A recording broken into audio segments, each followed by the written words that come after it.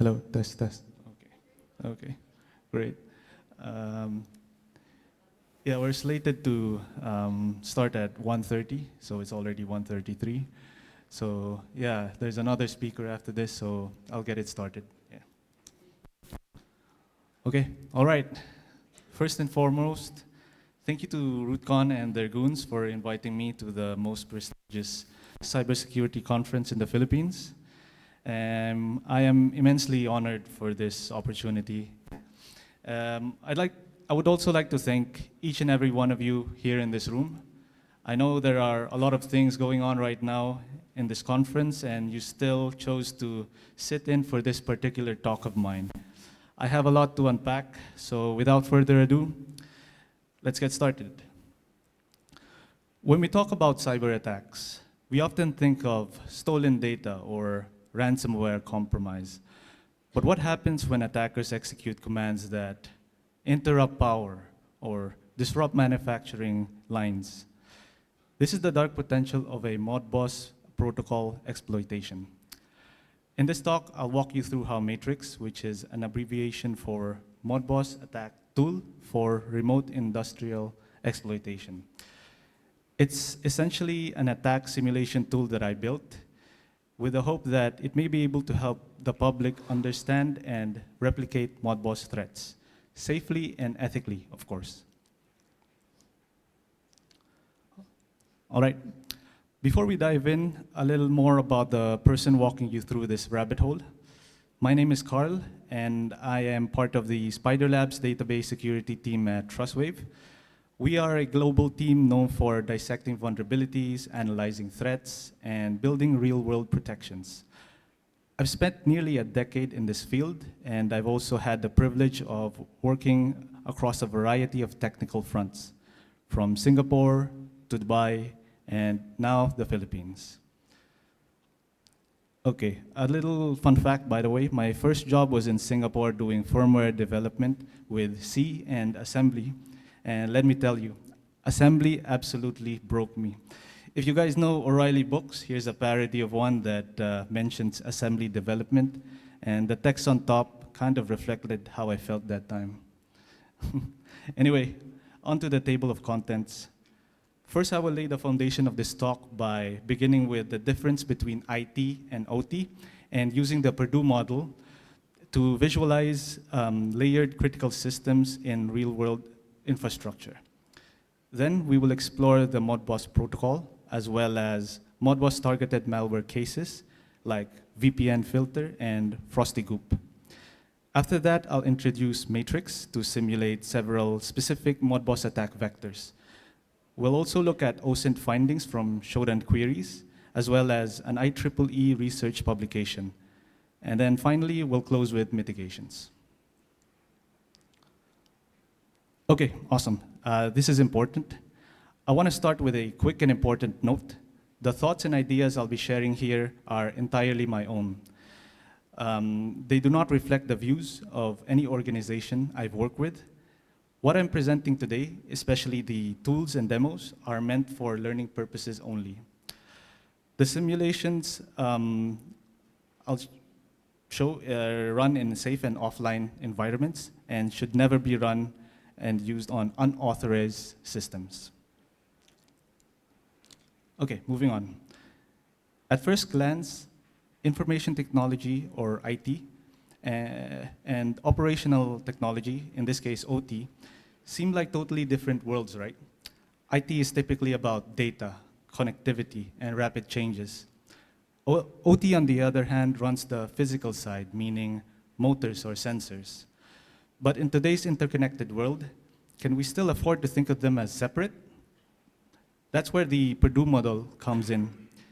It was designed as a blueprint for segmenting industrial networks into layers, from level 0, where physical process happens, up to level 4 and 5, which house business IT systems.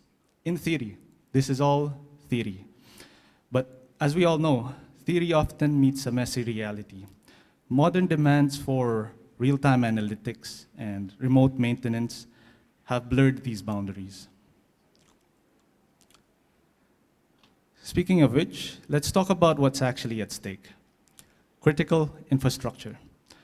They refer to the essential systems that support the functioning of our society, like energy, water, transportation, healthcare, and manufacturing. These are the lifelines of daily life. But yeah, in this talk, we'll focus on two key sectors, energy and manufacturing. Why? Because these sectors form the backbone of all the others. If the power grid fails, hospitals shut down, and communications collapse. If manufacturing stops, we lose supply chains and even defense capabilities. Unfortunately, insecure protocols like Modbus still run these environments. All right, excellent. This timeline captures more than just a list of cyber incidents. It tells a story of escalating sophistication and frequency. It begins with Stuxnet in 2010, the first known malware to cause physical destruction, and it did so by targeting uranium centrifuges in Iran. From there, we see a steady evolution. Havex, Dragonfly, Black Energy, and the German steel mill incident. By 2015, cyber attacks had begun to trigger major real-world consequences like blackouts in Ukraine. By 2017, with Triton and Destroyer, we've crossed a terrifying threshold. Attackers had begun targeting safety systems that were designed specifically to prevent catastrophic failure. More recently, threats like Ekans, InController, and Frosty Goop have shown how ransomware and modular toolkits are now part of the attacker's arsenal. Now, let's talk about the star of the show. Modbus is one of the oldest and most widely used communications protocol in industrial environments. It's a master-slave protocol. One device, AKA the master, sends the command. The other devices, on the other hand, AKA the slaves, they respond. It's simple, lightweight, and reliable. And that's exactly why it's still around, even after more than 40 years. But this simplicity comes with a price. When it was created, security wasn't even on the radar. The priority was deterministic control. Send the command, execute the action, and do it fast. Nobody imagined a world where remote attackers could inject, replay, or hijack controlled signals from across the globe. Moving forward, VPN Filter is a multi-stage modular malware discovered in 2018. It was exposed to have code modules built specifically to target industrial control protocols, including Modbus. One of its most alarming capability was the ability to intercept and manipulate Modbus TCP traffic, allowing it to potentially disrupt or spoof control commands sent to field devices. Following that, we have Frosty Goop. It's a malware strain discovered in 2024. So this is fairly recent, just last year. It leveraged the Modbus TCP protocol to cause disruptions in district heating systems in Lviv, Ukraine. It communicated directly with field devices via Modbus to either shut down heating or modify operational set points. All right, perfect. Before we jump into the Modbus attack vector simulations, let's enumerate them individually as outlined in the next few slides. So we have unauthorized read operation, similar to data exfiltration. Passive sniffing attack. It's essentially eavesdropping on Modbus communications. Coil manipulation attack, akin to turning devices on or off illegally.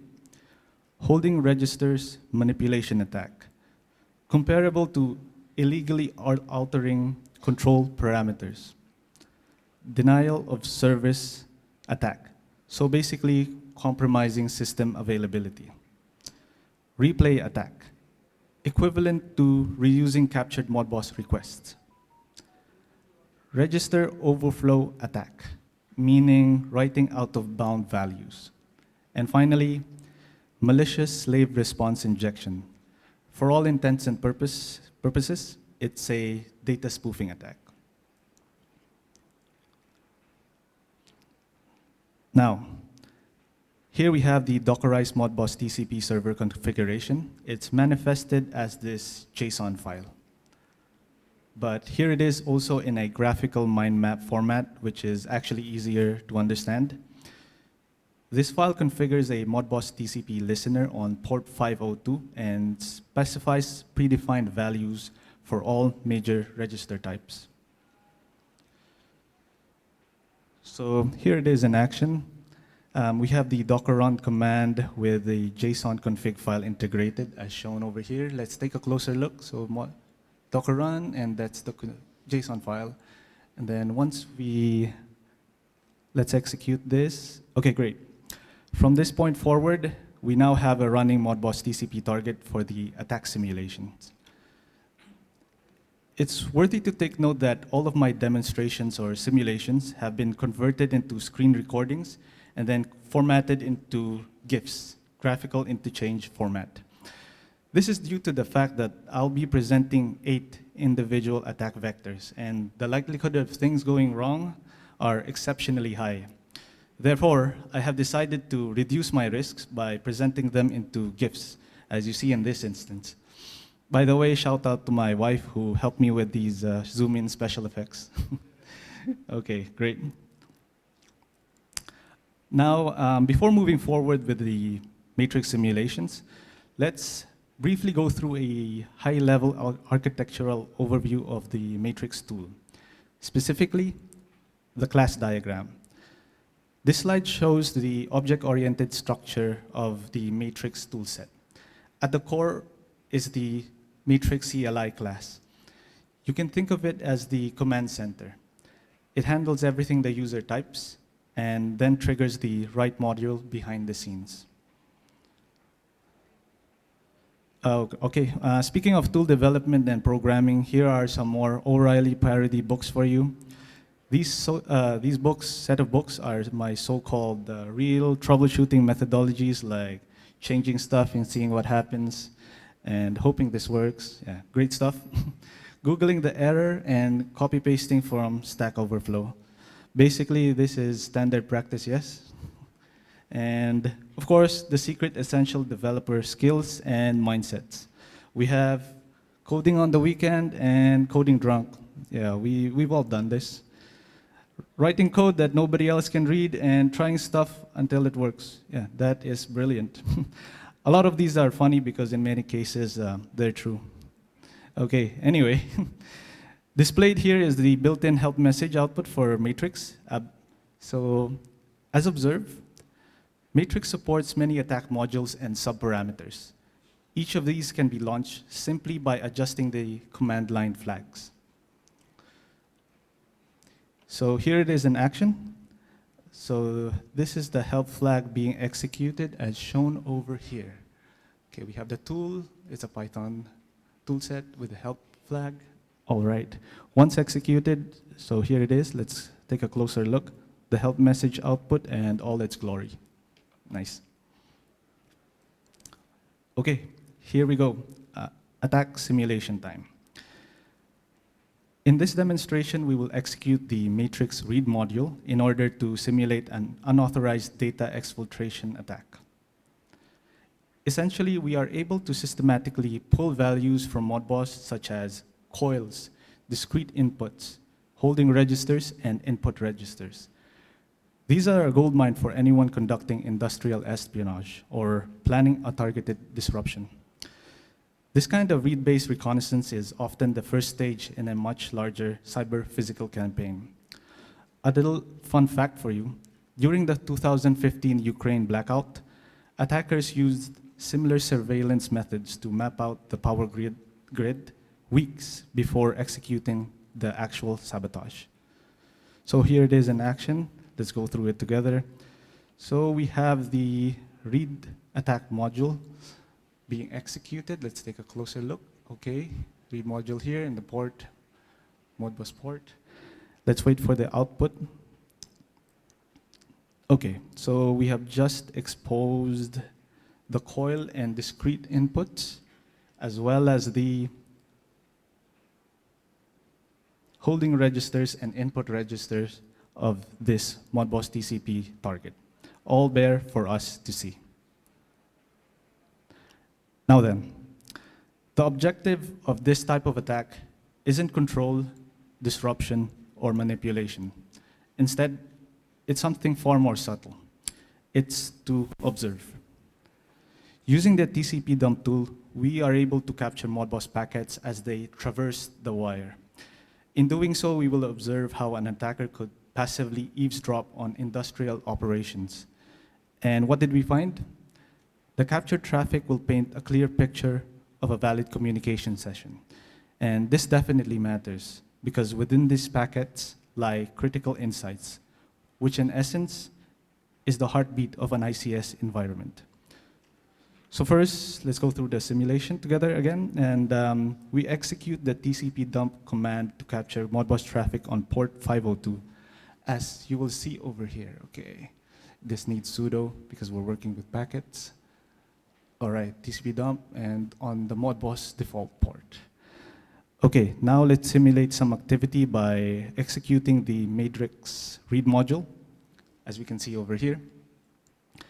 Once that's done, we can observe the TCP dump tool being activated to sniff out the Modbus traffic, as shown over here. We have some initial handshakes, the data exchanges, and the clean disconnect.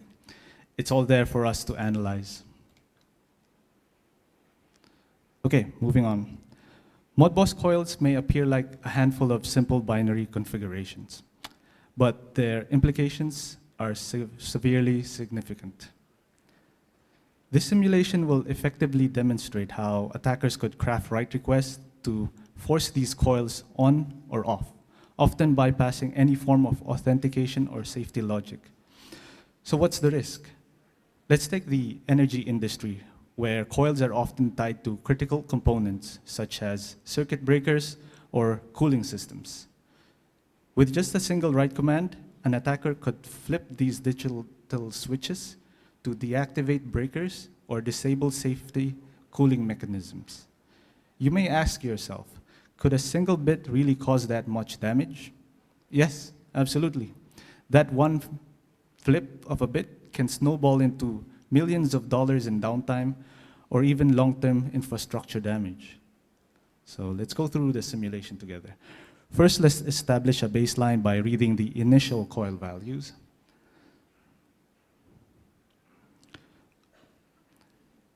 Okay, so let's zoom in to the coil values right now.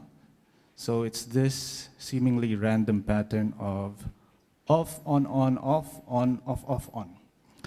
Okay, now we're going to execute the coil attack module. Okay, as you can see here, let's zoom in. So A parameters is set to coil. Okay. Once that's done, it's claimed to have modified the coil values into this discernible pattern. So let's take a closer look. 4 on and then 4 off. Okay, as the old Soviet saying goes, trust but verify. And we do that by executing the read operation to substantiate that claim. So once executed, the read module will look into the new values of the coils, and there it is. It's now on, 4 on and 4 off, just like that. Okay, at first glance, holding registers in Modbus systems might seem like mere lines of configuration. You know, just numbers sitting in memory. In reality though, these values define how industrial equipment behave. Using the matrix register module, we are able to modify all the register values using a single command execution. From normal and benign looking values, hex values to be specific, of CC01, we pushed extremes to both ends of the spectrum, such as hex value quadruple 0 and hex values quadruple F. But what does that mean in the real world? Let's consider the manufacturing sector. Holding registers store critical operational limits like temperature caps or emergency shutdown thresholds. In this particular demonstration, we simulated such extremes, flipping safe ranges into dangerous outliers. Again, let's first establish a baseline by reading the initial holding register values, which are, all right, let's take a closer look. Okay, zoom in. So 0CC 01, 2, 3, 4, okay?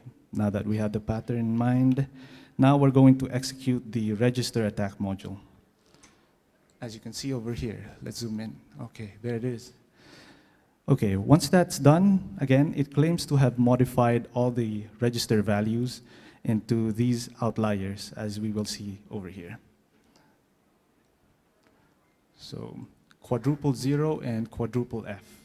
Again, trust but verify. And we do that by executing the read operation to substantiate that claim again. So let's take a closer look.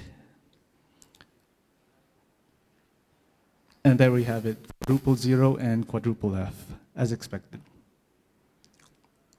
Okay, great. Let's talk about numbers, specifically the kind that can break your machines. In this simulation, we will deliberately inject the value 65,536, a number just one step beyond what a 16-bit register can hold. In highly sophisticated systems, such as Python-based servers, like the one we have in this simulation, such values will trigger errors and shut down the simulation. A fail-safe reaction, basically. Consider this. If that oversized value does not throw an error, then what does it do? Could a robotic arm suddenly lurch forward at full speed? Could a boiler overshoot its temperature thresholds without warning? Yeah, maybe. These are all within the realm of possibility, all because of a single and malformed input. So here's the uncomfortable truth. While our simulation will so-called fail safely due to the Python environment, that failure was actually a success in disguise. So we go straight into the execution of the overflow attack module, as you will see over here. Let's zoom in. Okay, there it is. Once that's done, we can observe a couple of error messages, as you will see.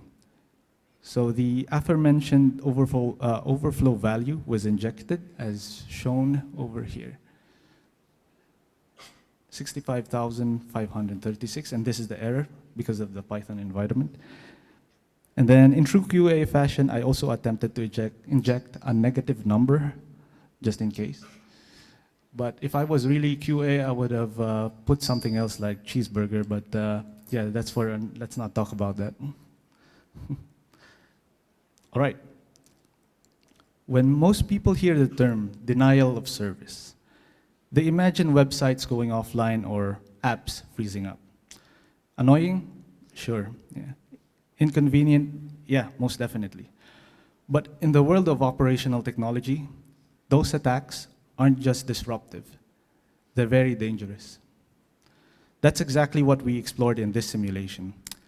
We will target the Modbus TCP server with 10,000 concurrent threads using the T-parameter of matrix. In this demonstration, you will witness how the server will stop responding entirely, even to the simplest read request. In these scenarios, one frozen connection does not just mean a delay. It could mean a sudden halt in electricity distribution across an entire region. And here's the kicker. You don't need to exploit a vulnerability or steal credentials to make it happen. Why bother hacking in when all it takes is overwhelming traffic to break a system? You don't need stealth, you don't need exploits. You just need enough noise, and then suddenly, the whole control room is quiet. So to start, we see that we have a low CPU activity as a baseline. Now let's execute the DOS attack module with the aforementioned 10,000 concurrent thread parameters, as you will see over here. DOS with 10,000.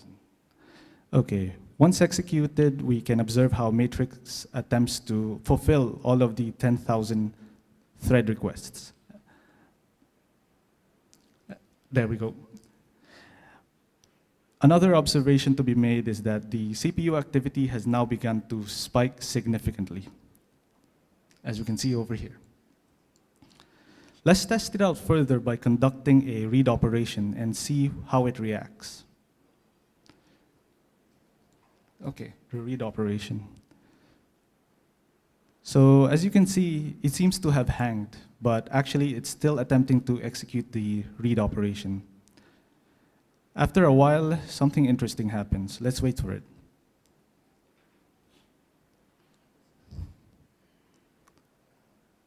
There. Failed to read coils and Modbus errors, as we will see once it zooms in. There we go, failed to read. Therefore, availability to this system has effectively been compromised.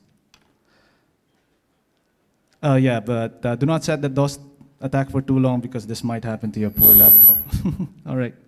So, anyway, when we talk about attacks on industrial systems, most people picture sophisticated zero-day exploits.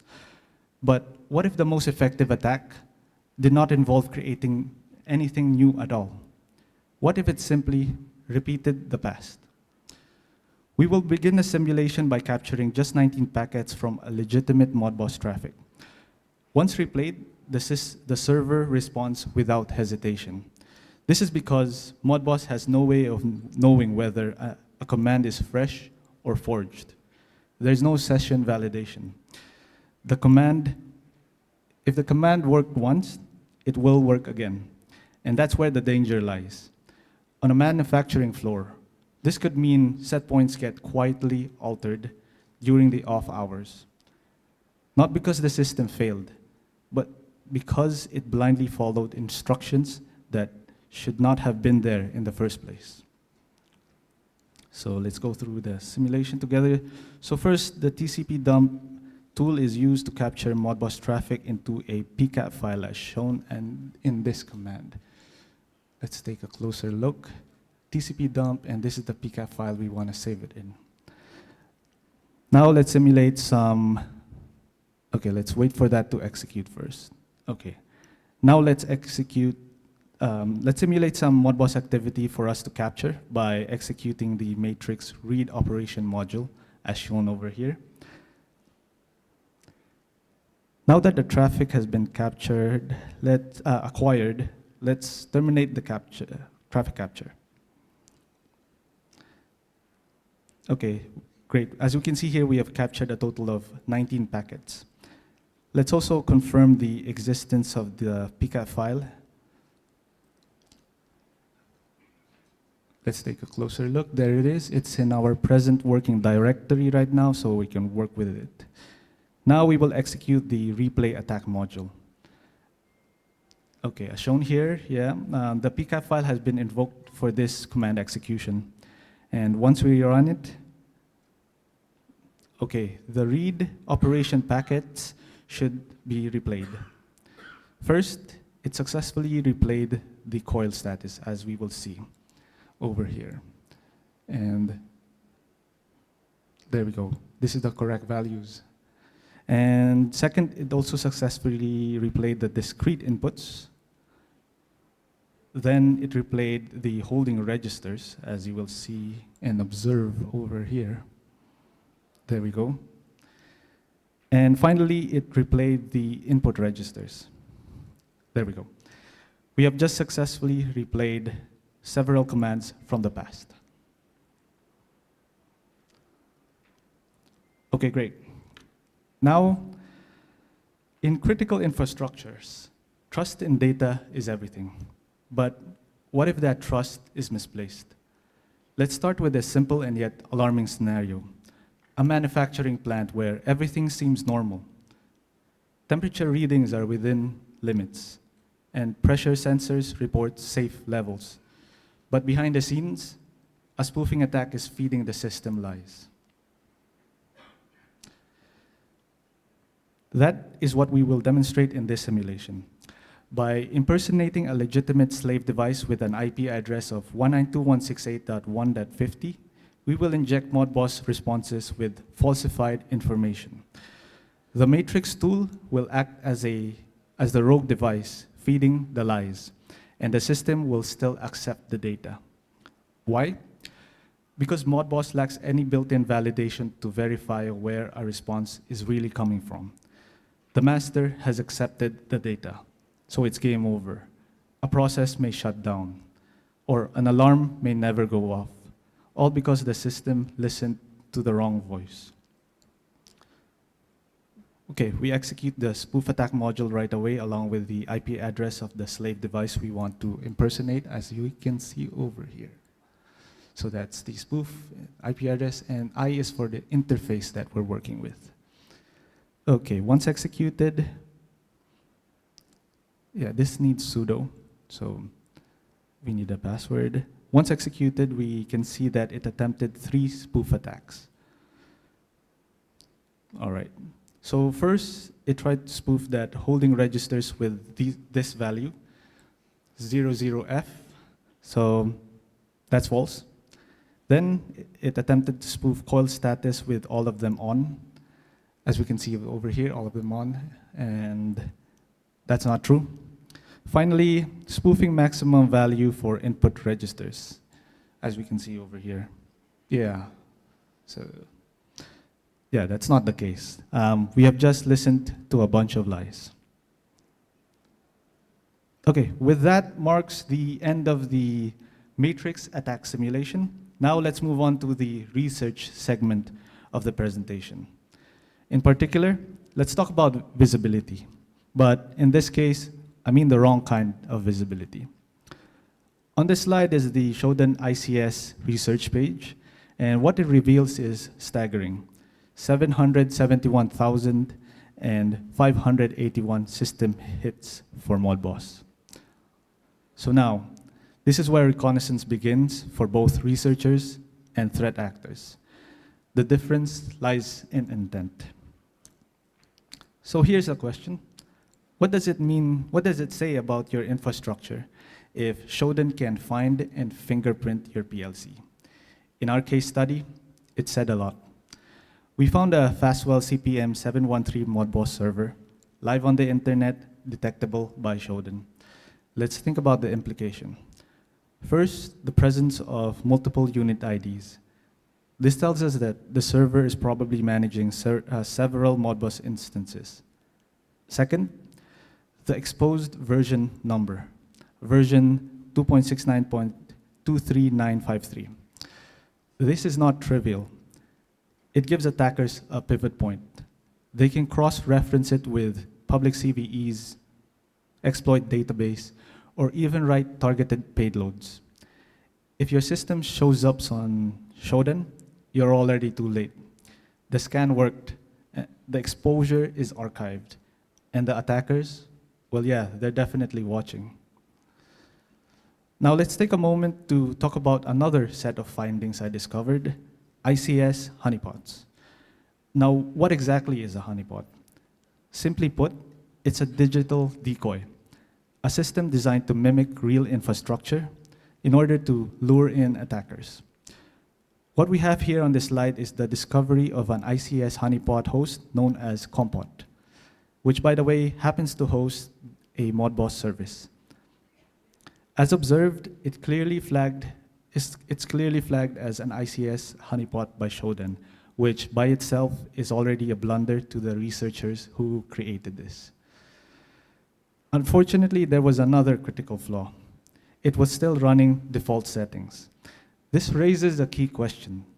If even amateur attackers can tell it's fake, how much meaningful data can we really collect?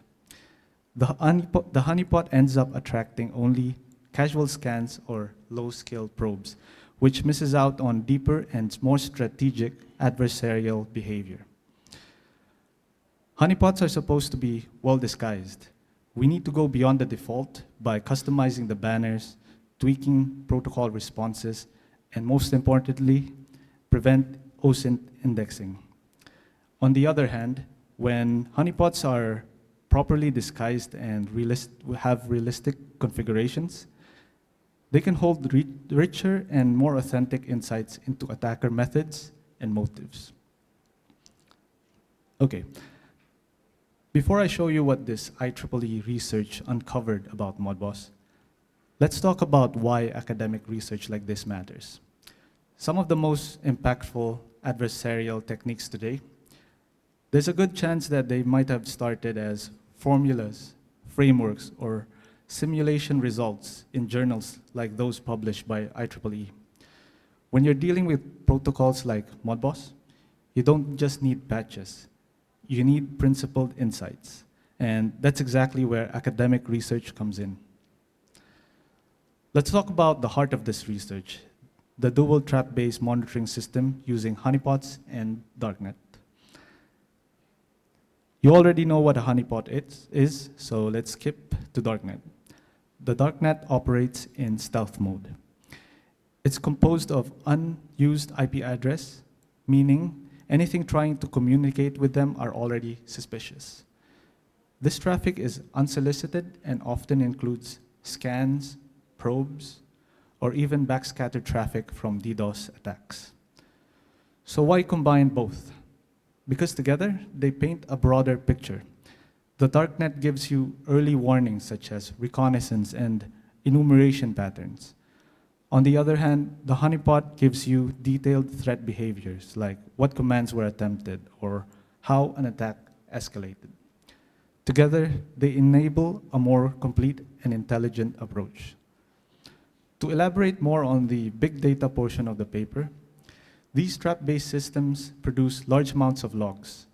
This isn't just data collection, it's insight generation, pattern recognition, trend analysis, as well as detection of coordinated campaigns across geographies.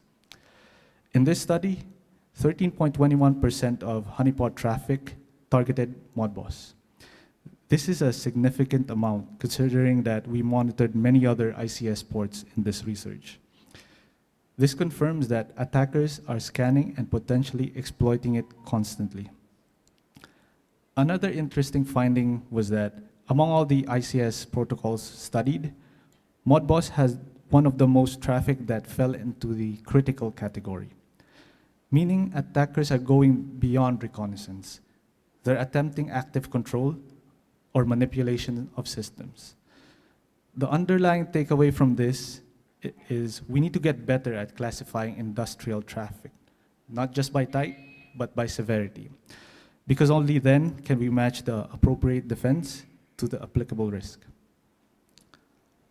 All right, let's start closing on a good note with mitigation strategies. One of the major weaknesses of Modbus is its lack of authentication and authorization. These weaknesses allow any devices on the network to issue read commands. So, implementing network segmentation and access control lists can help restrict Modbus traffic to only authorized systems and authenticated sessions. Since Modbus does not natively support encryption, communications are vulnerable to passive sniffing and replay attacks. To mitigate this, organizations can use secure tunneling methods such as VPN or TLS in transit encryption. This is in order to encrypt traffic as well as to protect sensitive data. Furthermore, Modbus lacks integrity verification, making it susceptible to data manipulation, including malicious slave response injection and register overflow attacks. Therefore, deploying intrusion detection systems and using cryptographic integrity checks at the application layer can help mitigate these threats. Another concern is the uncontrolled write access, which can lead to unauthorized coil and holding register modifications. Hence, enforcing strict write permissions at the device level and using firewall rules to limit write operations from unauthorized sources can help mitigate this threat. Lastly, the absence of rate limiting in Modbus makes it prone to denial of service attacks. So for this reason, implementing network-based rate limiting and network monitoring can help prevent service disruptions. In summary, by applying these security measures, organizations can significantly reduce the risk of cyber risks that target Modbus-based industrial control systems. All right, before we wrap up, I'd like to share a few key resources that you can explore after this presentation. First, we have the official blog post published by Trustwave Spider Labs, authored by me. It details a lot of the things I discussed and presented today. For those interested in the technical side of things, the original Matrix project is available on my personal GitHub page as a GitHub repo. These contain the source code, attack simulation walkthroughs, and setup instructions. It's perfect if you want to replicate or build upon the project. And that wraps it up. Thank you for listening. It's been an absolute pleasure to share this research with you. If today's talk sparked any ideas or questions, I would love to hear them. Feel free to scan the QR code to connect with me. But of course, before closing this presentation, I leave you with the most important O'Reilly parody book there is to read, which is the Hoping Nobody Hacks Your book, Security by Optimism and Prayer. And with that, my presentation has officially ended. Thank you, RootCon.